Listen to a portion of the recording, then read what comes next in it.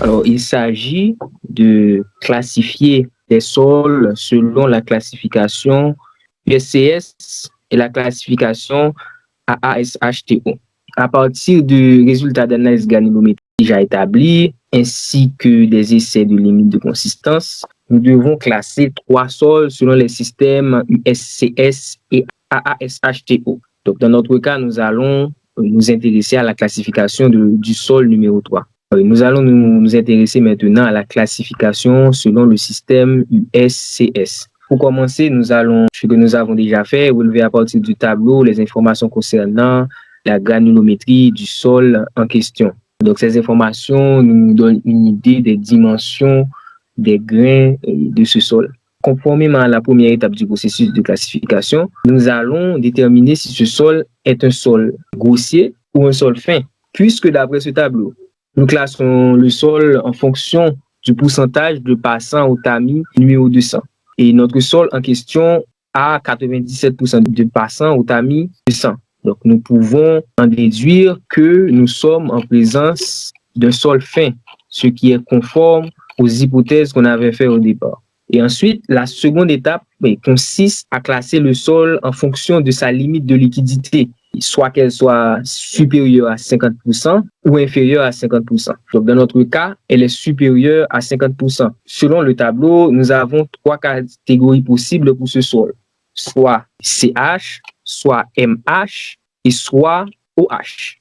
Et CH, qui sont des argiles inorganiques de plasticité élevée, argiles grasses. Les MH, qui sont des siltes inorganiques, sable fin, micacé ou distomé. Et les OH, qui sont des argiles organiques de plasticité moyenne à élevée, des siltes organiques. Ainsi donc, la suite de la classification se fera à l'aide de la bague de Casagrandes. Toujours selon le système de classification USCS, et si notre sol se trouve au-dessus de la ligne A dans la bague de Casagrandes et la ligne A dans la bague de Casagrandes, délimite deux sous-régions. Alors, la région CH et la région OH ou MH. Nous allons voir si, en prenant un point, ou bien le point où se situe notre sol, en fonction de son indice de plasticité et de sa limite de liquidité oméga L, est-ce que ce point-là se situe au-dessous ou au-dessus de la ligne A de la bague de Casagrandes? Si ce point-là se situe au-dessus de la ligne A, nous pouvons dire que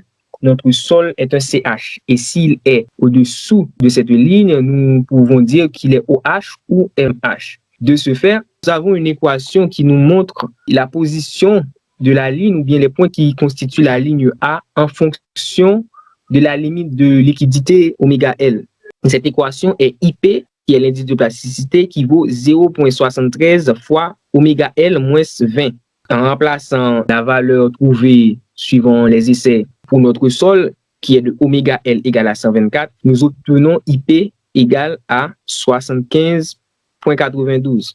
Donc, pour une valeur de la limite de liquidité égale à 124%, nous avons le point correspondant sur la ligne A qui est IP est égal à 75,92. Or, suivant les résultats des essais, l'indice de plasticité de notre sol est de 77, ce qui veut dire que notre point est situé au-dessus de la ligne A.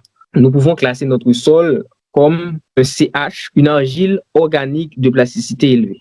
Notre deuxième étape de classification, il s'agit de classer ce même sol suivant la classification de l'AASHTO.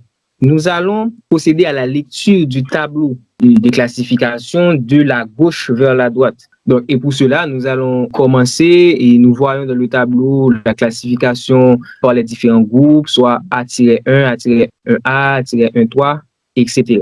Nous allons voir dans la troisième ligne du tableau l'analyse granulométrique pourcentage par pourcentage de passants. Et nous allons examiner chaque case du tableau pour voir quelle case correspond à notre sol. Nous avons par exemple dans la première case 50% de passants maximum pour le tamis numéro 10, 30% pour le tamis numéro 40 et 15% pour le tamis numéro 200. Pour qu'un sol puisse être classé dans la catégorie A11A, il faudrait qu'il y ait toutes ces conditions qui soient respectées. Une fois que nous avons regardé les conditions qui correspondent à notre type de sol, que ce soit au niveau de l'analyse granulométrique ou au niveau de l'indice de plasticité, nous aboutissons au fait que notre sol peut être classé dans la catégorie A7. Dans la catégorie A7, nous voyons que le pourcentage de passants dans le tamis numéro 200 est de 36% minimum. Or, dans le cas de notre sol, nous avons un pourcentage de 97%. Donc, cette condition-là, elle est respectée. Nous passons maintenant aux caractéristiques de la fraction de tamis numéro 40. La totalité de notre sol passe par le passant numéro 40. Et pour les caractéristiques de notre sol, nous avons effectivement une limite de liquidité supérieure à 41%, qui est le minimum, et également un indice de plasticité qui est supérieur à 11%, qui est le minimum. Nous pouvons dire que, avec les conditions qui sont réunies, que notre sol est bien exactement dans la catégorie A7, soit un sol argileux. Pour pouvoir classer notre sol suivant les sous-catégories, nous allons le faire suivant ce tableau. Et suivant ce tableau, nous allons voir à quel point nous sommes arrivés. Nous sommes arrivés au niveau de l'extrémité droite du tableau, la catégorie A7 en question. Pour pouvoir classer et savoir si notre sol est dans la catégorie A7,5 ou A7,6, nous allons le faire en fonction de sa limite de liquidité. Nous voyons que si l'indice de plasticité du sol est égal ou inférieur à sa limite de liquidité diminuée de 30, nous nous trouvons dans la catégorie A-7-5. Et si l'indice de plasticité est supérieur à sa limite de liquidité moins 30, nous nous trouvons dans la catégorie A-7-6. Et dans notre cas, l'indice de plasticité est de 77. Elle est inférieure à la limite de liquidité qui est 124 moins 30. Donc, notre sol est dans la catégorie A-7,5. Pour conclure, nous établissons que notre sol, suivant la classification USCS, est dans la catégorie CH, et suivant la classification AASHTO, notre sol est dans la catégorie A-7,5. Merci pour la présentation. Tu as utilisé les deux systèmes de classification, que ce soit la classification USCS et la classification AHTO. Est-ce que, d'après toi, tu as réussi à trouver le même sol en termes de classification? Oui, je peux dire, bien que suivant la BAC qui faisait le lien entre les deux classifications, il y a un rapport de probabilité. Un sol qui est CH suivant l'USCS a de très fortes chances de correspondre à un sol A-7,5, mais il n'y a pas d'exactitude près. J'ai un sol argileux et organique. Sur ce type de sol, est-ce qu'on peut arriver à construire un bâtiment dessus? C'est fortement et pas recommandé. Cependant, je ne peux pas vraiment dire qu'on ne peut pas. C'est très risqué de s'y aventurer, mais dans des cas extrêmes, si on a les moyens et les techniques qui s'opposent, on peut prendre un risque. C'est vraiment risqué.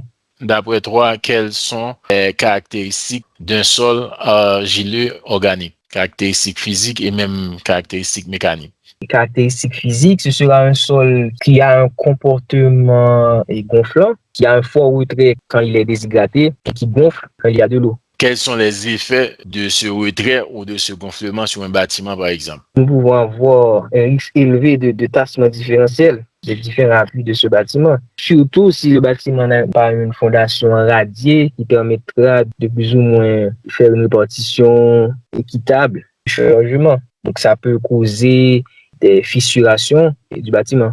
Tu parles de tassement différentiel. Quelles sont les mesures qu'on peut prendre, par exemple, pour éliminer ce tassement différentiel? On va adapter le type de fondation. Utiliser, par exemple, le radier qui va permettre une meilleure répartition du poids du bâtiment, ce qui est différent quand on a des semelles isolées, par exemple. Comme tu as mentionné, de semelles radiées et semelles isolées, quelle est la différence entre ces deux-là? Donc, le radier, on peut le considérer comme étant une grande plateforme qui occupe toute la base du bâtiment, alors que les semelles isolées sont placées sur les colonnes à la base du socle des